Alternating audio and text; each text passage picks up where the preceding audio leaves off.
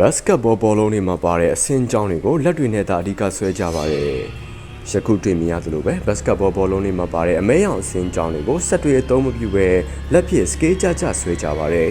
။ဒီလိုဆွဲခြင်းဟာစက်ပစ္စည်းအသုံးပြုမှုကိုရှော့ချရုံသာမကပဲဘောလုံးရဲ့လုံးဝနဲ့ပုံသဏ္ဍာန်ကြောင့်မြင်းကွေးပုံစံဆွဲဖို့လက်ကသာအင့်တော်ဆုံးဖြစ်ပါတယ်